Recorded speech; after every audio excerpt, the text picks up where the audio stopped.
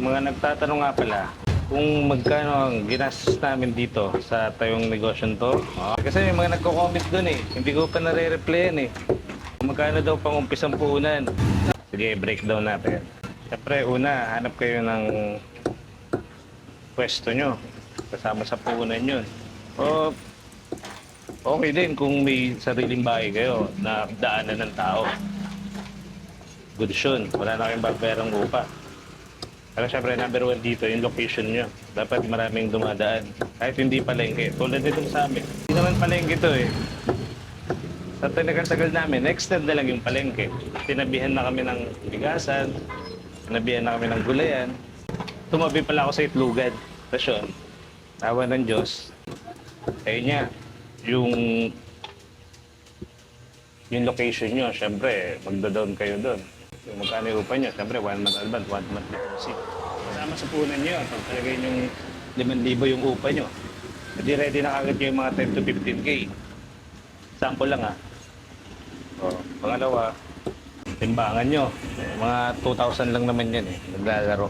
Kutsilyo, ang mumurahin lang. Mga 500 siguro, meron na to sa Rahon.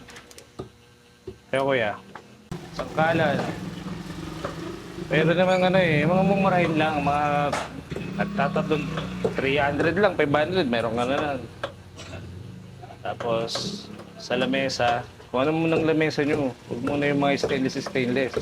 Kahit yung plastic lang. Plastic yung hindi ginagamit. O kaya kung marunong kayo magkarpintero, gawa kayo ng pok na lang kayo, kahoy. Pag ganun yung lamesa nyo, provide kayo ng mga tray, yung mga ganito. Mura lang sa Lazada to. Para mas malinis tignan yung mga manok nyo. Kasi pangit pag yung Siyempre pagkain yan dapat malinis. Mga basic lang, timbangan, siyempre ilaw, tapos sa manok, konti-konti lang. Huwag muna kayo magmadami. Hango-hango muna kayo sa palengke. Kahit mga 5 piraso lang eh. Pag naubos, edi bukas ulit, di ba?